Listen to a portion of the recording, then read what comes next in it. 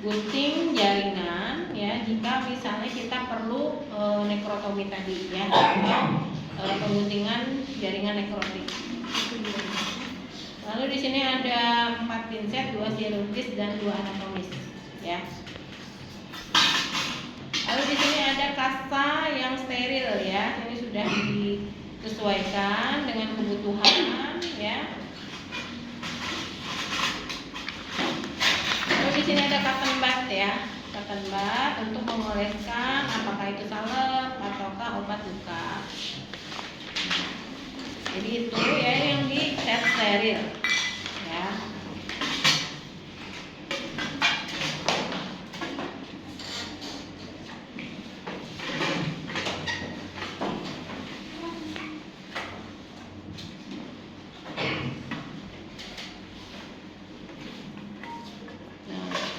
Lalu yang selanjutnya ada bengkok ya, bengkok ada 2. Di sini yang satu untuk alat habis pakai seperti kasa ya, kapas ya.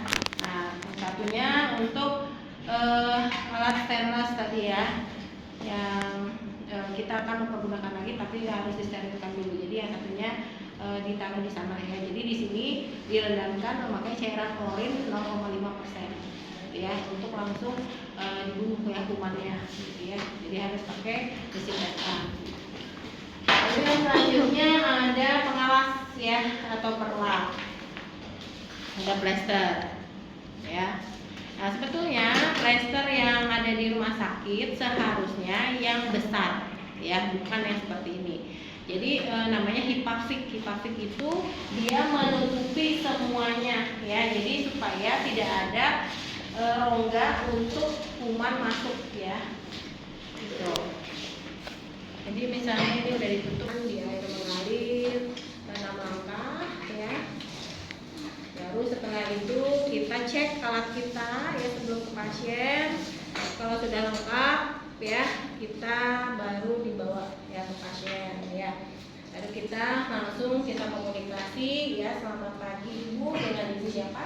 Dengan Ibu Salwa. Ibu Salwa. Ibu Salwa berapa umurnya? 60 tahun. 60 tahun ya. Baik ya, saya lihat tulangnya ya. Oh ya, sesuai ya Bu. Ibu Salwa 60 tahun. Baiklah, di sini saya perkenalkan, saya Suster Tri. Saya yang berbina siang pada hari ini, yang 2 siang sampai jam 8 malam ya Bu. Saya akan perawatan luka ya Bu ya, karena Ibu ini ada luka penekanan di punggung Ibu ya, sudah lumayan berluas ya. Nah, di sini saya tujuannya perawatan luka di sini untuk luka yang menjadi bersih dan supaya Ibu nyaman ya. Ada keluhan Ibu? Ada pertanyaan? Ya. Jadi saya melakukan ini selama 15 menit ke depan ya. Kalau seandainya Ibu ada rasa nyeri pada saat nanti pembersihan, tarik nafas dalam ya. Nah, setelah itu kita dekatkan alatnya, kita tutup sampiran ya. Kita pasang pengalasnya. Oke Bu ya.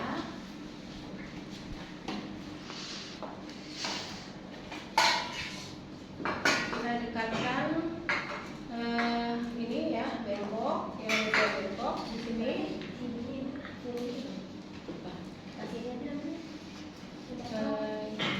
Tengkurap ya. Kalau di bokong ini emang tengkurap ya, tengkurap atau boleh miring ya, miring kiri gitu. Kita di sini berarti ibunya begini juga boleh ya, ya. Jadi tergantung kenyamanan masing ibu ya. Ya, tergantung lukanya. Kalau misalnya lukanya ada di pinggiran, berarti kita miringnya di sini ya. Lalu setelah itu ya, kita bisa langsung kita buka set yang bersih ya.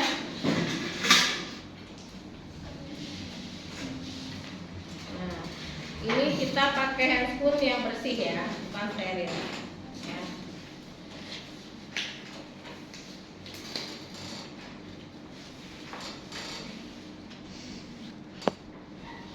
Nanti ini pengolesan dulu di sekitaran plester ya, agar nanti tidak nyeri pada saat dicabut ya.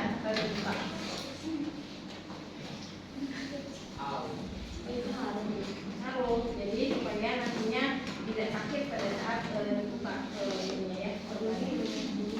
Ya. Nah, kalau saya di tangan, bukanya gitu ya.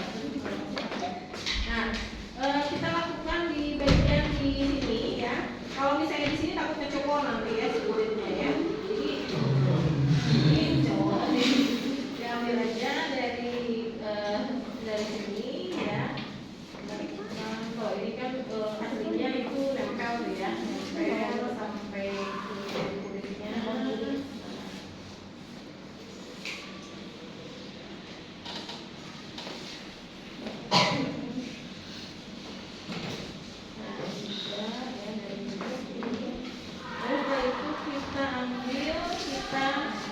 Buang ya. Nah, alat yang satunya taruh di bengkok yang satunya ya. Baru setelah itu kita lihat karakteristik luka ya. Dari mulai panjang lukanya di sini sekitar 3 cm ya. Diameternya 2 cm, kedalamannya 1 cm ya. Lalu lihat apakah ada pus atau nanah atau tidak. Nah, ada misalnya kayak sudah ya. Ataukah misalnya ada nekrotik, ternyata yang hitam-hitam ini adalah nekrotik ya, ada nekrotik ya, korek. Kalau nekrotik itu jaringan mati yang warnanya itu agak menghitam seperti ini ya.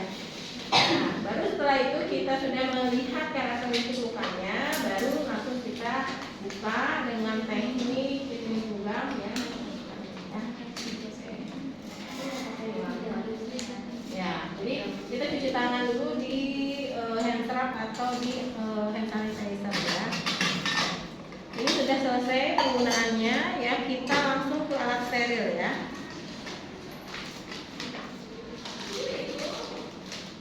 Boleh ini kita buka dulu ya untuk memudahkan nantinya.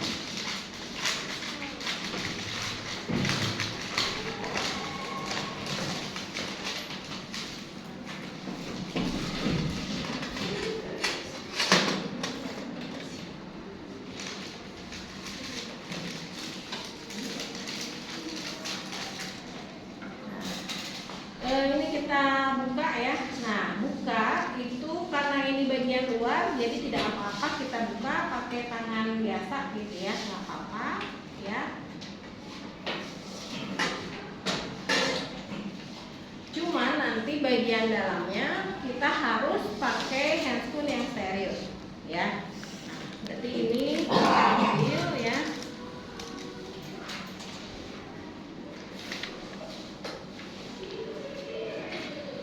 Ini yang bagian ininya ya. Jadi gimana caranya? Ya caranya adalah untuk mempermudah masuk handscoon itu ya, metodenya ini agak direnggangkan begini, tangan kita 4 jari masuk ya, baru tangan jempolnya masukkan ya. Itu boleh pegang boleh bagian dalam. Ya, jadi langsung ya. Setelah itu teknik satu tangan. Teknik satu tangan boleh kita ambil ini karena ini adalah sel ya. Keluarin ini kom kecilnya, keluarin ya. Boleh kita ambil beberapa kasa, masukin di kom kecilnya, misalnya 3 kasa di sini, nanti disesuaikan dengan luas lukanya tadi. Setelah itu untuk ngambil ini jangan begini, nggak boleh, karena ini adalah non steril ya. Kita pakai tangan sebelahnya untuk menuangkan ini ya, NaCl gitu ya. Nah, satu lagi juga ya, obat lukanya atau salep boleh ya, ditumpahkan ke sini. Nah, jadi ini nggak boleh tuh megang-megang yang lain karena itu udah steril gitu ya. Nggak usah, karena kan ini on steril kalau pegang ini ya. Nah, baru yang sebelahnya kita pakai ya, kita pakai lagi ya. Caranya pegangnya begini ya, baru masukin ya, baru masukin ke sini.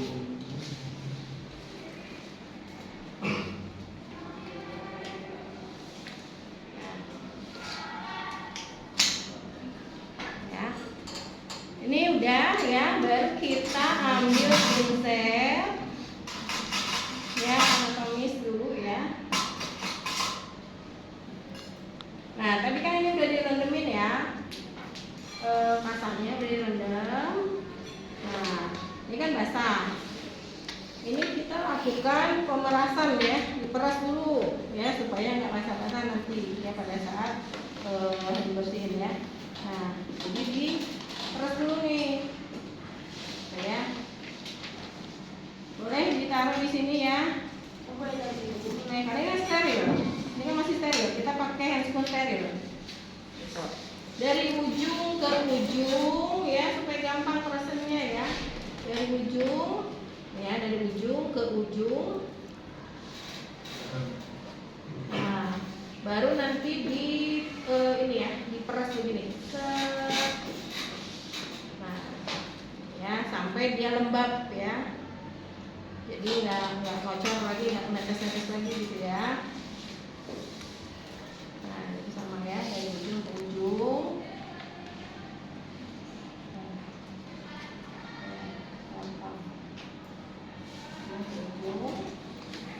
Baru nanti diperas ya. Nah, kalau udah, boleh kita lakukan pembersihan luka ya. Nah, yang satunya tongolin nih, jangan dijatuhin, satu lagi begini ya. Nah, ini dibersihkan tekniknya dengan sirkular dari dalam ke luar ya, karena jangan sampai kalau dari luar ke dalam nanti kotoran dari luar masuk ke dalam ya, jadi nggak boleh. Jadi dari dalam ke luar ya, satu kali ya. Baru nanti nggak boleh, ini kan udah on steril, nggak boleh begini, nggak boleh. Jadi ini ambilnya dari sini ya, ini dipindahin ya, pindahin ke sini ya, ditransferin gitu ya, dipindahin nih ya, sama ya, dari dalam ke luar.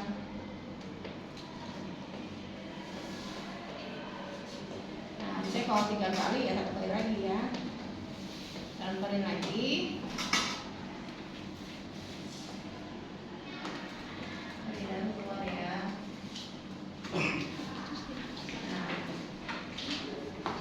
Ini karena ini udah kotor ya, terkontaminasi, taruh sana ya. Setelah itu jika ada jalan restoratif, nah kita bisa ini ya, bisa digunting pakai jangan ya, mikrotomi ya.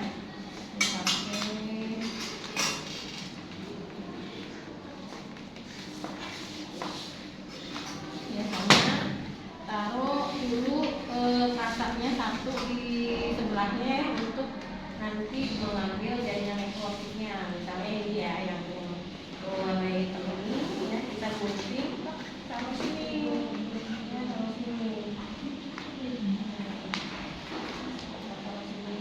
ya, berkali-kali ya.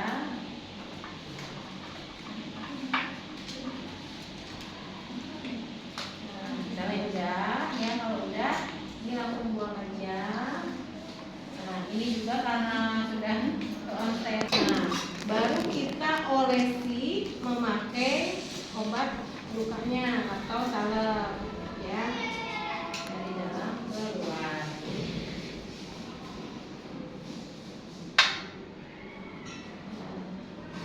Kalau sudah, kita boleh tutup ya. Nah, sebelum ditutup boleh pakai Supratun namanya, ini untuk antibiotik ya. Yang satu lagi mana?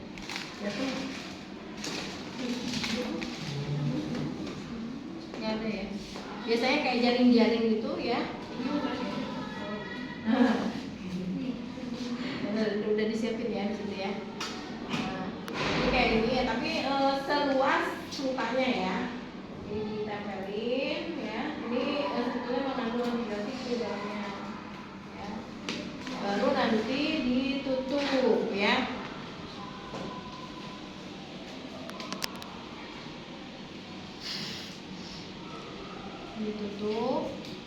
Kalau misalnya lukanya kering ya, pakai langsung kasa kering. Tapi kalau misalnya luka basah ya, lukanya basah itu harus pakai kasa lembab ya. Misalnya ini contohnya lukanya udah kering ya, berarti kita pakai kasa kering ya. Nah, lipatannya atau daerah yang ada benang-benangnya ini mengarah keluar ya, ke atas gitu ya. Karena kalau di dalam ya, di sini ya nanti masuk ke lukanya. Nah, jadi yang pertama itu yang ada benang-benangnya itu di atas ya, ditaruhnya di atas. Baru yang kedua, nah taruhnya supaya rapi, si lipatannya di bawah gitu ya. Jadi supaya kelihatan rapi dari luar ya. Nah, seperti itu ya. Kalau sudah ya, ini kan tinggal pakai plester aja. Jadi selesai. Ini boleh langsung pakai plester.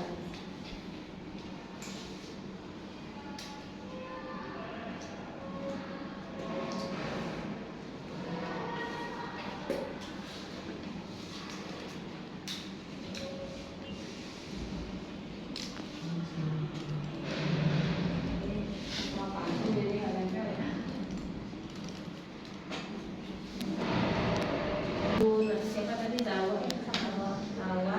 Bagaimana perasaannya setelah saya pindahkan perawatan luka ibu? Nyaman ya. Ada rasanya ya? Baiklah ya, nanti 2 jam lagi saya datang lagi kembali ya Bu ya, untuk memberikan informasi ya. Terima kasih atas kerjasamanya dan selamat istirahat ya Bu. Ya, kembali ya, kembalikan alat-alatnya, baru kita dokumentasi ya. Yang didokumentasikan ada data subjektif dan objektif.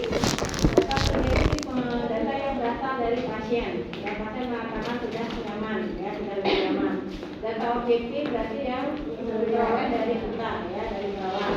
Yaitu misalnya tadi ya, perawatan luka, ya, luka sudah bersih, panjang lukanya berapa, luas lukanya berapa, kedalaman luka berapa, dilakukan nekrotomi ya. Terus adanya darah misalnya keluar, adanya pus misalnya ya. Nah, baru terakhir dilakukan kembali perawatan luka jam 23